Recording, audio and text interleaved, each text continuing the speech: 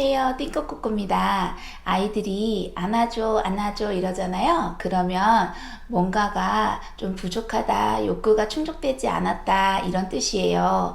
부모님이 뭔가를 잘못했다라는 게 아니라요. 뭔가를 채워줘야 된다는 뜻이에요. 이럴 때는 충분히 안아줘야 돼요. 그런데 이 안아주는 방법에도 여러 가지 방법이 있는데요. 충분히 안아주고 우리가 발달을 안 시킬 게 아니라 발달을 지원해야 하기 때문에 안아달라고 할 때는 얼른 욕구를 충족시켜주고 충분히 젖을 만큼 꼭 안아준 다음에 나중에는 밑에 살짝살짝 내려놔 봐야 돼요.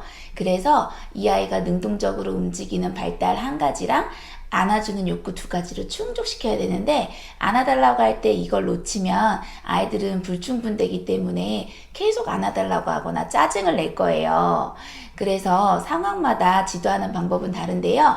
이거는 안 돼요. 무슨 말이냐면 언제까지 쭉 안아줄 수 없잖아요. 나도 힘든데 뭐 부모도 사람인데 이런 말은 내 아이를 정말 크게 키울 수 있는데 그냥 내가 적당히 힘들지 않은 선에서 키우겠다라는 말이어서 이 아이의 자존감마저도 떨어뜨려 버려요.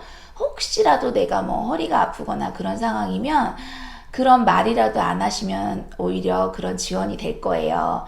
그런데 그런 말을 하면서 오히려 더 부정적인 에너지를 키워버리는 경우들이 있어요.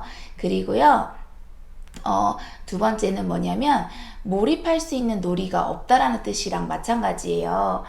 예를 들면, 공부를 할 때 내가 동기가 있고 욕구가 있으면 공부는 수단이 되잖아요. 과정이 되고, 그리고 어떤 내가 사업 모드로 이 학생들에게 어떤 지원을 줬어요. 동기를 줬어요. 그러면 사업 모드로 움직일 때는 이 아이들이 뭐 나무 의자를 하나 뚝딱 만들듯이 몰입을 싹 하게 돼요. 근데 아이들도 마찬가지로요.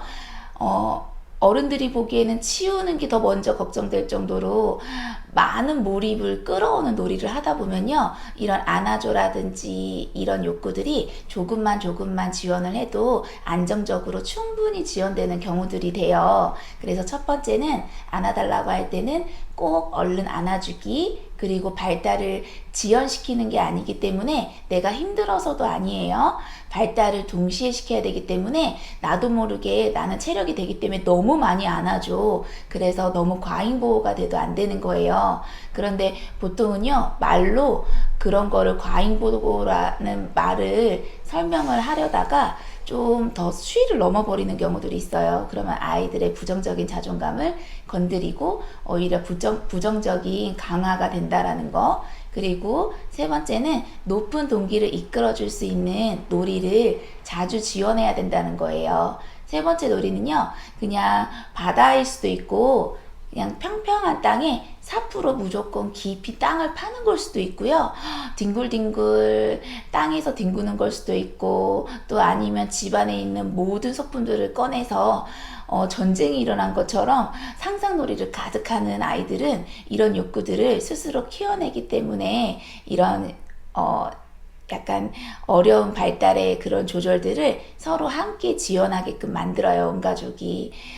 그런데요, 제가 예전에 제 인스타그램에 이케아가 없는 육아라고 드릴로 이렇게 뭔가를 작업하는 사진에 캡션에 글을 적은 게 있어요. 그 말이 그거예요. 부모님들이 너무 과잉보호를 하시거나 또 해야 될 때는 텔레비전을 보여줘 버리시거나 이게 일관성이 없는 거예요. 그러면 이 아이들은 어느새 이게 능동적인 동기를 잃어버려서 수동적인 행동들만 하기 때문에 이 모든 욕구나 표현들이 짜증으로 나는 경우들이 많아요. 그리고 예를 들어서 아이가 설거지를 시작할 때 놀이기 때문에 충분히 지원해줘야 되는 거예요. 내가 다시 해야 돼요. 이걸 떠나서 이 아이들의 발달을 생각하는 거예요. 그러면요, 부모님이 조금 더 청결도에 대해서 예민해서 그렇지 아이들 손을 무시 못하는 경우들이 많아요. 그런데 나중에 청소년이 돼서 설거지를 하라고 하거나 그러면 모두가 잔소리가 되겠죠. 아니면 공부가 너무 중요하기 때문에 청소년기에 이런 경험이 없어. 그러면 이케아가 빠진 교육이 돼요. 그러면 우울감을 쉽게 느끼고 능동적인 동기를 좀 쉽게 잃고 큰 사건이 일어났을 때 그 우울감을 온 정서 서로 직격하는 경우들이 굉장히 많아요. 그래서 제가 놀이 중심, 다른 데서 말하는 놀이랑 제 놀이랑은 아웃풋이 달라요 하는 이야기들이 바로 이런 이야기들이에요. 한번 제가 하는 행동들이나 이런 이야기들을 곰곰이 해보시고 시도해보시고 다시 피드백해보시고 생각해보시는 시간들이 되시길 바랄게요. 안녕.